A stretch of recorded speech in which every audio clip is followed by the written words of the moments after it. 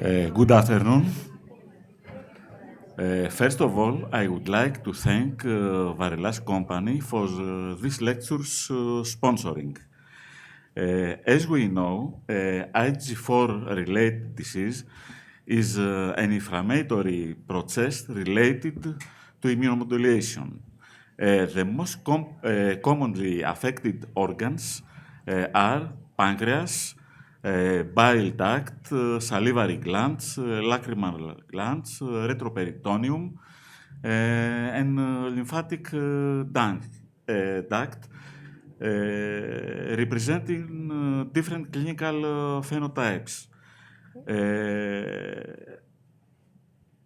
The common characteristics shared by these different clinical phenotypes are elevated IgG4 levels in serum, specific histopathological findings, and good primary response to corticosteroids treatment. So, Dr. Orolison is going to review this confusing deity, emphasizing on the contribution of clinical signs and serum IgG4 count to early diagnosis of IgG4 disease. Dr. Orolison. Thank you very much for this wonderful introduction. Today, I will be talking about IgG4-related diseases, focusing on the clinical features and the clinical utility of measuring IgG4 levels. Before we get started, I would like you to imagine a patient, and this patient would present with a swollen pancreas, obstructive jaundice, and significant weight loss. Now, your initial concern is likely to be pancreatic cancer, which is a very grim diagnosis with very poor prognosis. But what if I told you that this condition could be completely different? One that mimics the cancer, but that is treatable with simple steroids. Much better, right? Well, this is the story of IgG4-related diseases.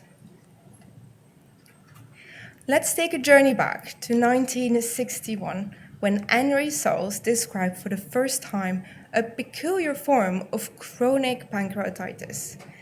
He observed patients with the enlargement of the pancreas, obstructive jaundice, like our imaginary patient, and dense infiltrates in the affected tissues of the pancreas, but also fibrosis.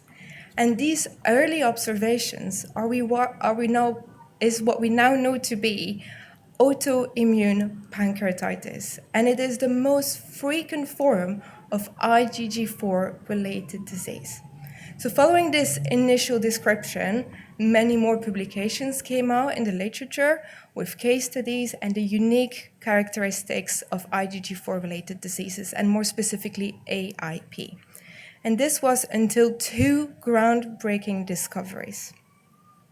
For that, let's fast forward to the early 2000s. So there were two groundbreaking discoveries around AIP. The first one was from Amano et al. In 2001, and they described a subset of AIP patients that had significantly elevated IgG4 levels. The second groundbreaking study was a couple years later, and it was a report of IgG4 positive plasma cell infiltrates within the affected tissues of AIP patients. Now, with those two landmarks and all the case studies that were described in the literature around AIP, researchers really started to connect the dots between all these different elements, but also similar characteristics that they had seen in other organs. And they realized that they could unify all these conditions under a novel, singular clinical entity, IgG4-related diseases. Let's look a little definition now, because I've been saying this word many times, but we haven't defined it. So an IgG4-related disease is a fibroinflammatory condition, which is now recognized as a novel clinical entity with multi-organ involvement and of unknown origin. It is characterized by an abundant infiltration of IgG4 positive plasma cells elevated serum IgG4 levels, and fibrosis. And as I said at the beginning, for our imaginary patient, it can mimic other diseases such as malignancies or other serious conditions. And this is why it is so crucial to understand the clinical features to ensure an accurate diagnosis. Now you can see in this definition I underline multi-organ involvement. And this is because 80 to 90% of the patients who present at diagnosis will have multiple organs involved. And actually, IgG4 related disease can affect virtually any organ system and multiple organs at once. So you can imagine that when the patient presents in the doctor's office, the clinical picture can be heavily heterogeneous. Many patients can have different organs involved, different combination at different times. And obviously that can make it confusing, but some organs are more frequently affected than others. And this is what you can see on this diagram here. Everything that's in blue are most frequently affected organs. So you can see the lacrimal glands, the salivary glands, the pancreas, and the retroperitoneum. And this is also something that we have seen in the literature. So doing an in-house literature review, about 1,900 organ manifestations were included, and that was from about 780 patients with an IgG4-related disease. And you can see here on the screen the 8 organs that were most frequently affected. And these 8 organs accounted for 83% of all the manifestations at baseline, so at diagnosis. Now, you can imagine with all these different organs being affected, all these different names being given, it could get confusing in the literature. And for many, many years, it was very complicated to get a correct terminology into the literature. But that all changed in 2012 when all these conditions were unified under a new nomenclature, and more specifically, the new umbrella term of IgG4-related disease. And this is really how this name was born. And actually, it was decided at the very first International Symposium on IgG4-related disease. This symposium reunited 35 experts from many different fields. So you had people from, obviously, immunology and allergy, but also gastroenterology, rheumatology, pathology, oncology. Everybody was involved. And not only did they decide on this new name, this new nomenclature, but they also decided on the very first diagnostic guidelines for this condition. And they were very proficient because they published it the following year under Umeara et al. So this is the first comprehensive diagnostic criteria for IgG4-related disease. Now, I already have to give you a little spoiler here because a few years later, actually almost a decade later, Umeara also published an updated version of this guideline. And those 2 guidelines are not the only one that are published, but for the next part of this talk, I'm going to focus on those, and more specifically focusing on, like the name of my talk, the clinical utility of measuring IgG4 in the diagnosis of these patients. So, as I said, historically, each individual organ manifestation within IgG4-related disease had its own diagnostic guideline. There was one for the pancreas, one for the kidneys, etc. Until all of those were unified under the publication by Umeara et al. And this is very important because it provided a structured approach to diagnosing this condition. And more importantly, it was developed independently of the predominant organ affected, which means that all of these guidelines were now unified under the same one. And this guideline, with its structured approach, could be applicable to any organ infected or combinations of organs affected. Let's have a look at it in a bit more details. So this is the algorithm that was derived from this guideline. You can see it comes in three main features. First, the clinical features, then the serological features, and finally the histopathological features. So when we go back to the top, the clinical features, we've already discussed the fact that multiple organs can be involved.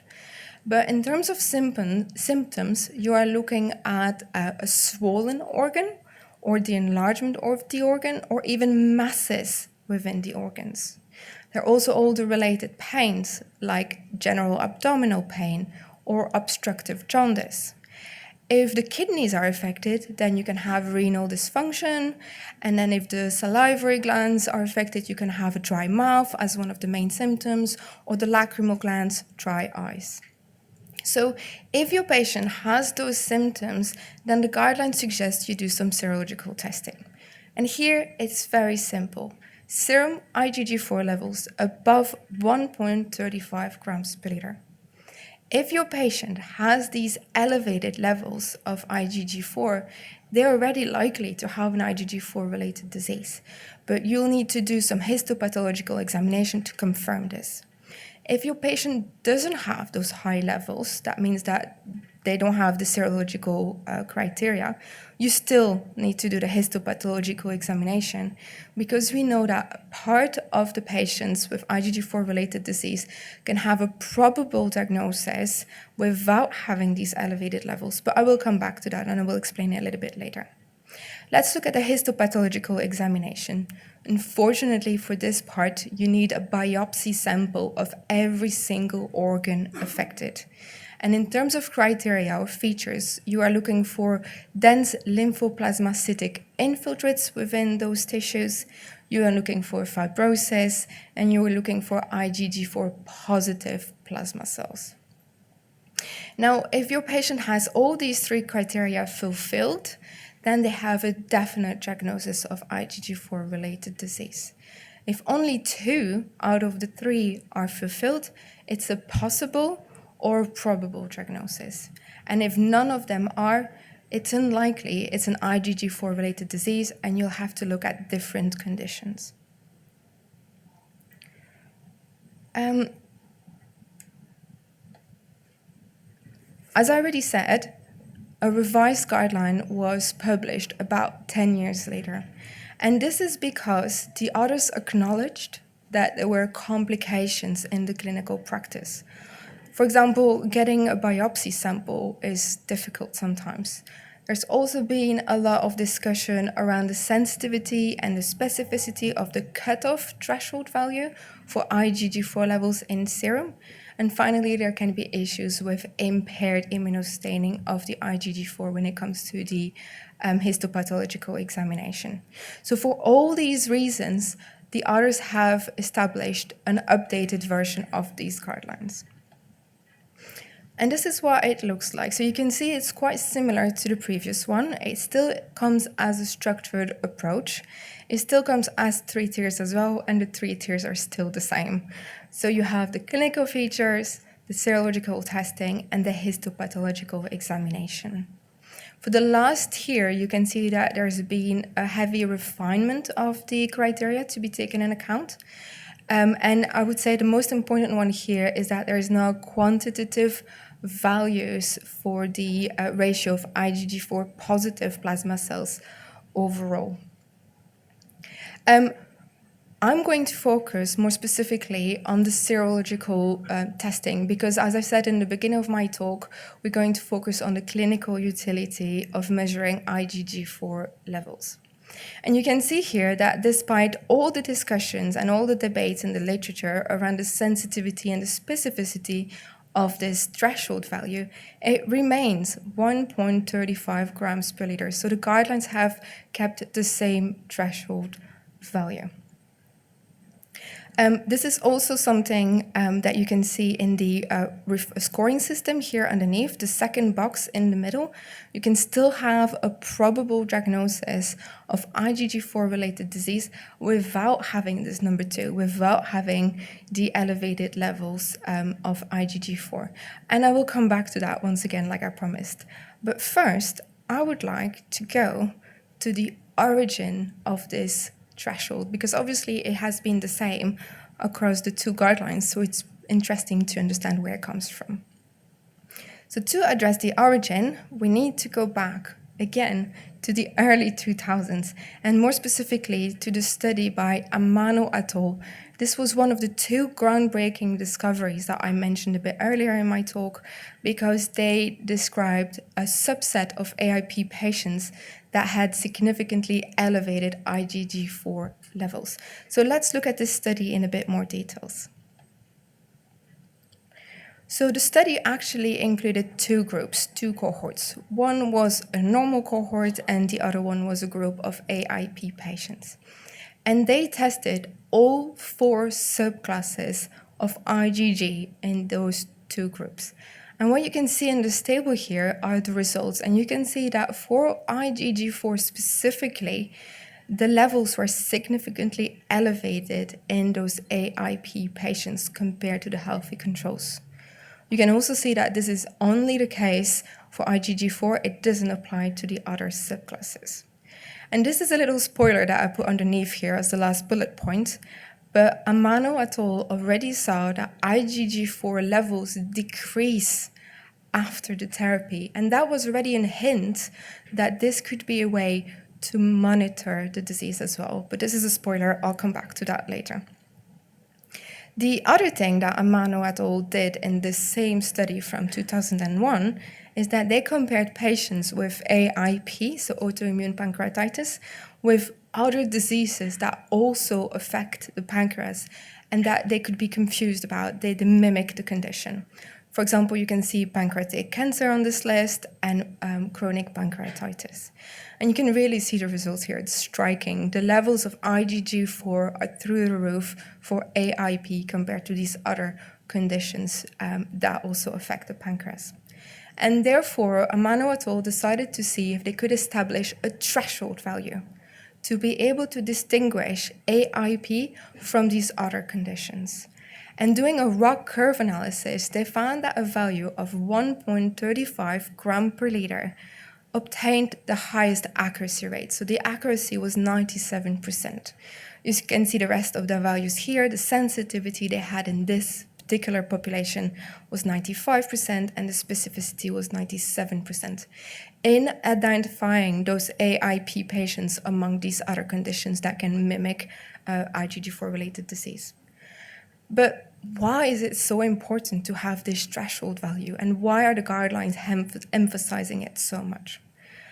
Well, the consequence of misdiagnosing a patient with pancreatic cancer instead of AIP can really be devastating. And you can see here on the screen, approximately 3 to 5% of the patients undergoing a pancreatic resection, that's actual surgery, for suspected cancer don't have that cancer. They have AIP.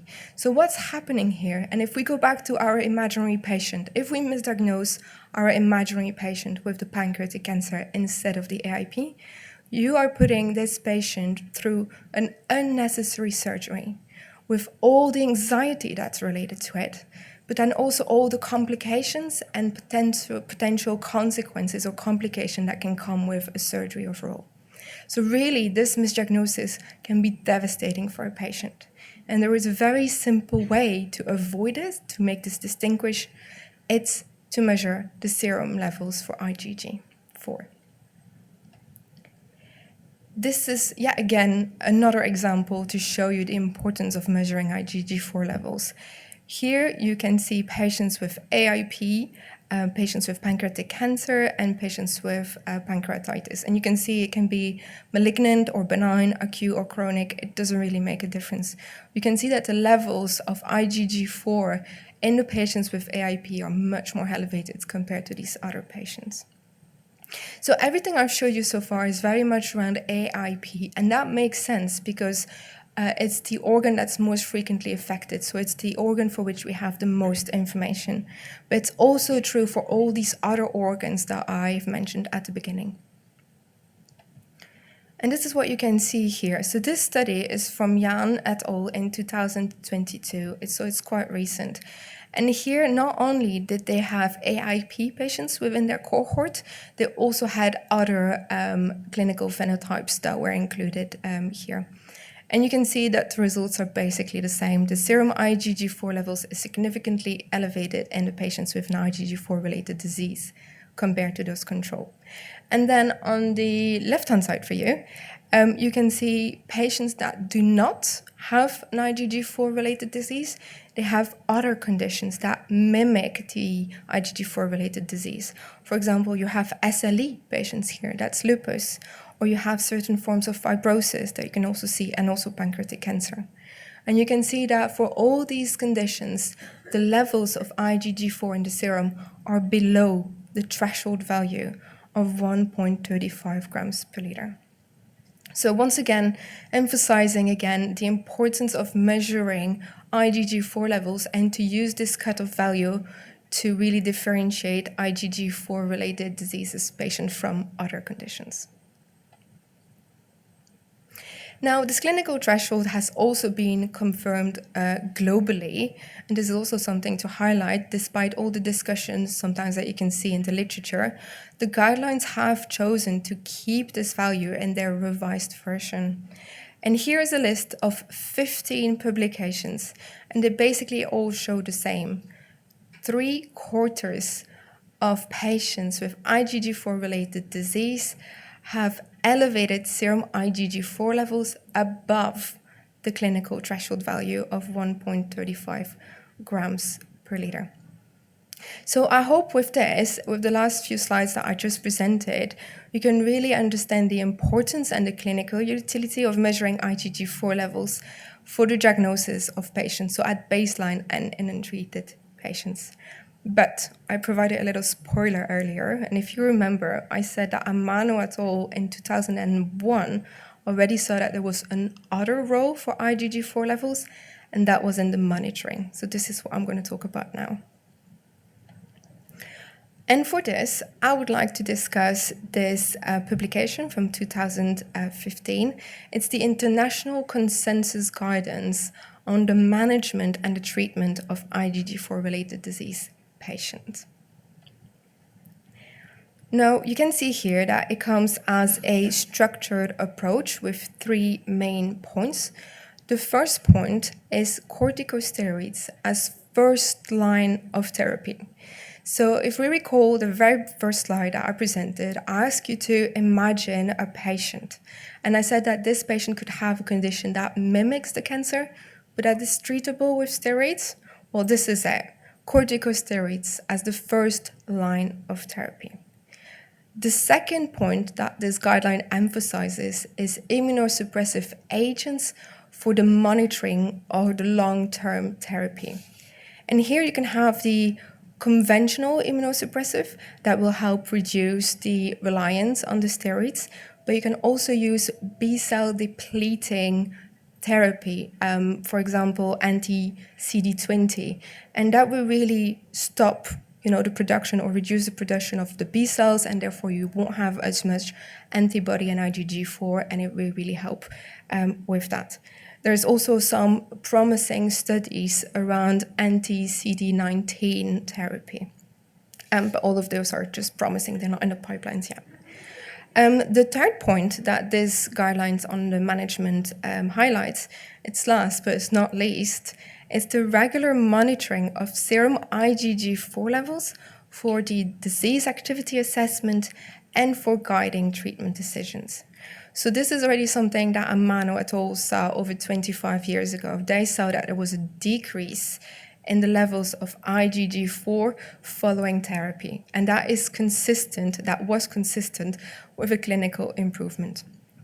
On the other hand, a persistent elevation or a rise in the IgG4 levels mean that there is ongoing disease activity or a relapse. And both of those will hopefully lead to an adjustment of the treatments that are taken. And this is the reason why IgG4 levels can also help guide treatment decision, either in the continuation, in the tapering, or the escalation of the treatment. And of course, in cases of relapse, these values will really support the need to reinitiate the first line of therapy, so the corticosteroids, or to take other immunosuppressive agents. So I hope that with this as well, I was able to demonstrate that there's also a role for IgG4 level measurement in the monitoring of the patient, so post the diagnosis. So today we are in 2025, actually almost 2026, and I would just like to highlight that to measure IgG4 levels effectively, there are several assays that exist in the field out there. At the binding site, we use a latex-enhanced IgG4 assay. It's immunoturbidimetric assay, and it can be run on automated platforms such as the Optolite. But if you would like more information, please come and speak to me at the end of the talk. I'll be happy to discuss this. For now, I would like to go to my closing, finishing comments. So throughout this talk, we really have explored the complex but fascinating world of IgG4-related diseases. We have delved into the diverse clinical features and really understood the critical role and the importance of measuring IgG4 levels, both at diagnosis and in the monitoring of these patients. Now, one last time, I would like you to go back to your imaginary patient, the one that we imagined at the very beginning of the talk with a swollen pancreas, obstructive jaundice, and we thought maybe he might have pancreatic cancer. Well, now you know that such symptoms can also be due to an IgG4-related disease rather than a malignancy. And by recognizing the clinical features and understanding how to measure IgG4 levels effectively, you can provide this imaginary patient with an accurate diagnosis, life-changing treatments with the steroids, and most importantly, sparing them the anxiety of a misdiagnosis with all the consequences that this can have. As healthcare providers, you can make this difference every single day. Thank you for your attention. Thank you very much, Dr. Lisson, for your comprehensive and well-documented presentation. Is there any question or comment from the audience? Professor Speletas. Thank you very much for your presentation. I have two comments. Yeah. The first is that for me the level of 135 milligrams per dl is rather low because we have a lot of conditions that we have elevated levels of IgG4, for example, in atopy. Yeah. This is the first one. And the second is the cells producing IgG4. IgG4 is an anti-inflammatory immunoglobulin. Possibly, the production of IgG4 is the result, not the causative of these diseases. I agree. I think, yeah. Yeah. So coming back to your first question about the threshold being quite low, we have indeed seen that, it can get confused with other conditions, but some things that the guidelines actually emphasize is they emphasize the importance of looking at all three criteria, not just to rely on the IgG4 levels alone. So it's very important to take into consideration the clinical features and the histopathological examination. You cannot pause a diagnosis just on the serum IgG4 levels alone. Regarding to your second question, yeah, comment. That's just an additional comment, I guess. I can't remember your second comment. Sorry, could you? The production is the result, not the causative. Yeah, I agree with that. So I think what's happened as well is like once the loop is started with the immunological response, the immune response, it just gets this feedback loop and then the fibrosis explodes, the inflammation explodes.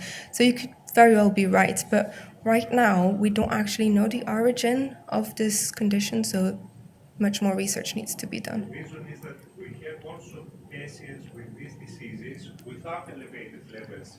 Absolutely. Yeah. So this is also something we, maybe I should have emphasized it a bit more, but about 3/4 of the patients have elevated levels. That also means that 25% of the patients don't have these elevated levels. Yeah. Thank you for this. Any other comment or question? Thank you again, Dr. Lisson. Thank you. Thank you.